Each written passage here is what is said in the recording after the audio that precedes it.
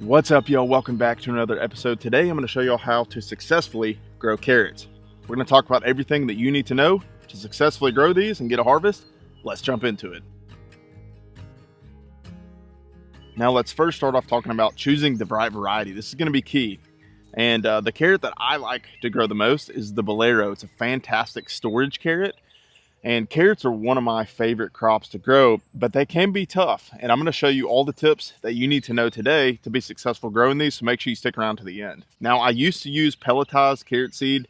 However, I don't do that anymore because I've had some issues with the germination with the pelleted seed. So now I just do regular seed, non-pelletized. And you can get this bolero packet of carrot seed from Johnny's Seed. I do recommend getting a fair amount, especially if you're going to use a push seeder, which I'm going to show you how to do here in a minute. So now let's talk about preparing your ground for planting. So whether you're growing out in the field or whether you're growing in a raised bed right outside your back door, all of this is going to apply the same. The biggest key is you want a well-drained soil with no rocks, because that carrot is going to grow down 6 to 12 inches. If you have lots of rocks, it's going to impede the growth of those carrots. Ideally, if you have a well-drained sandy loam soil with plenty of organic matter, that's going to be really crucial.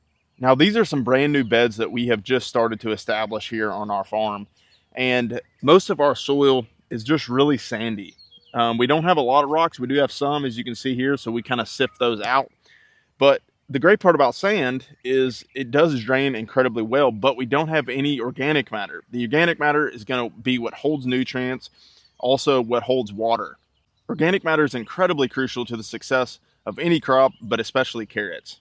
Now, you don't necessarily need to lay down a ton of fertilizer, especially if you get a good quality compost from a local nursery. That compost should be pretty high in NPK, which are your 3 main macronutrients for plants. So when it comes to preparing the ground, I'd recommend really tilling up that ground first, and then you can add your organic matter after you've really broken up that ground. Right here, these are brand new beds here on our farm, and we came through with the BCS tiller, really broke it up, and then we're going to add the organic matter. This is what you see here. This is the compost. I recommend adding 3 to 6 inches on top of the bed that you plan on growing in, and then tilling that compost in around 6 inches or so. And this is the perfect time to talk about today's video sponsor, which is BCS two-wheel walk-behind tractors. BCS has been making this machine for a very long time. It's incredibly high quality, and they've got a ton of different attachments that you can hook up. Tillers, power harrows, wood splitters, the list goes on. And if you want to check out a BCS tractor, you can click the link down in the description. So now let's talk about actually sowing the seed. You've got a couple of different options here. If you're growing at a really small scale, then you can just use your hand to actually plant. But if you're wanting to grow a really large bed of carrots, you can use the earth way. But I first want to discuss, if you're just wanting to hand seed, the materials that you're going to need are obviously the carrot seed. And then a great method for getting those carrot seeds to germinate is using a board. A 2x4 works great. So if you're just wanting to grow a couple of rows of carrots, a 2x4 will work very well. Now, I personally like to grow my carrot rows as tight as possible, because when those carrots begin to send out all their green foliage, it's going to help reduce the weed pressure that you have. So if you just did one row here, you're going to end up growing lots of weeds here on the outside. So I like to grow my rows as tight as possible. So if you're hand sowing this seed, you can just make a little row like this. And then from there, you can sprinkle the carrot seed in that row. So I'm going to do this here just to show you. So now that we've got those sprinkled into our rows that we made with our hand, we're just going to kind of cover them up. And then from there, you're going to want to water these in really well.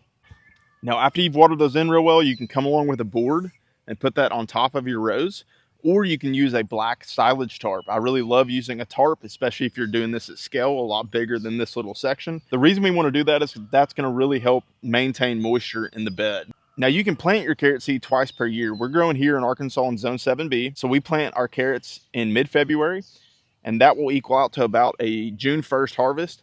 You can also plant them for a fall harvest. If you're wanting to plant for a fall harvest, you need to get those seeded generally around the beginning to mid-August, because our first frost is generally around the end of October. Carrots are really frost hardy, so they'll be just fine, but the days begin to get really short when you get into November.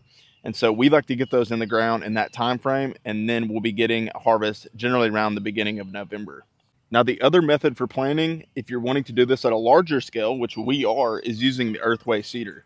Now, the Earthway is a great little seeder, and it's about 150 bucks. I'll put a link down below where you can get it on Amazon, and it comes with all different types of seed plates. You can actually use this to plant a lot of different other things, but we're actually going to be using the carrot seed plate on this Earthway. Now, if you plan on planting in the Earthway, the reason I like to get a big packet of seeds is because you've got to get the seeds to a certain level for the seed plate to actually pick them up. So what you want to do here is fill up that hopper as much as possible. You don't have to use the whole bag, but this is a lot of seed right here. And as you can see here, I've got a good amount of carrot seed in there. That's going to be way more than we're actually going to use. But again, I need that much seed in order for the seed plate to pick up the seed. So now what you're going to want to do is you're just going to come along and push that seed.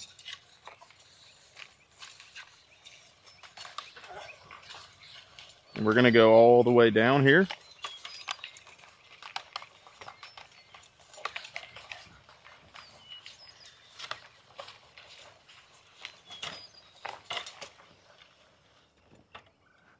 And now we're going to come back. Again, I'm trying to keep these rows as tight as possible. That's going to really help eliminate weed pressure that we have.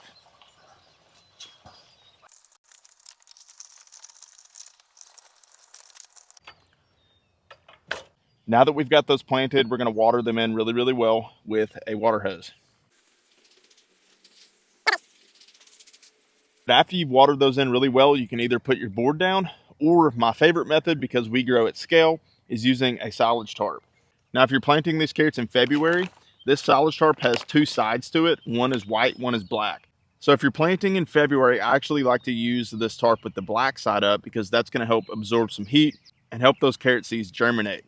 But if you're planting in August when it's really hot, I actually like to go white side up. The reason I like to go white side up is because when it's really hot in August, that white is actually going to reflect some of the heat and help those carrot seeds germinate. Now, once you've got that bed covered up with either your boards or the tarp, you're going to want to keep that tarp down until you see those seedlings starting to emerge. After about 5 days of it being covered up with the board or the tarp, I begin checking every day. I also will come through and potentially pull back the tarp or the board and continue to spray the bed to keep lots of moisture down. Once you see those first seedlings beginning to emerge, that's when you're going to want to pull the tarp or pull your boards off. Carrot seed germination is really the hardest part of growing carrots. Once they're up and established, you're pretty much good to go. So now that you've got your tarp pulled off and those carrot seeds are beginning to emerge, you just want to make sure and maintain moisture. Now, you can use overhead irrigation and have that run every 3 to 6 hours, or you can come out and hand water as needed. After 60 to 90 days, those carrots should be ready for harvest. And the way that I check those is just by coming along and pulling a carrot out. You can start to check them earlier, and you may want to thin them out a little bit or harvest some baby carrots, but it's going to take you about that 60 to 90 day mark to get fully mature carrots. Now, if you're growing these in the spring, you're going to make sure and get those harvested and pulled out of the ground, because the heat is the enemy to carrots. And that's why we seed really early in the spring, so that we can get these out of the ground before it gets really hot. It's about June 1st right now, and all of these carrots are coming out of the ground, because if you let them continue to grow in your garden, they're going to get really pithy. The interior of the core will just get where really you can't eat them. They get tough and just not very tasty. If you're growing these in the fall, you can actually leave them in the ground and have active storage in your garden bed. It's called overwintering. And that's where you would just leave them to continue to stay in the ground through the winter. The winter time will actually make your carrots really, really sweet. So as you begin to get some fall frost and it gets cold, the sugars in the carrots will actually get really sweet. You can still pull them all out of the ground and get them washed and dried off real well, and you can store them in your refrigerator over winter. Again, or you can leave them in the ground and just come out here and harvest as needed. Now, depending upon where you grow, you may not want to do that because you may be in a really northern climate where it gets really cold and your ground freezes. But we're here in Arkansas, so our winters are pretty mild. So we can just come out here in November, December, January and just pull carrots out of the ground when needed. If you have any questions about growing carrots, make sure to put it down in the comments. And if you like this content, make sure to hit that like and subscribe button and click the notification bell. That way you get notified whenever I put out new content. Appreciate y'all watching.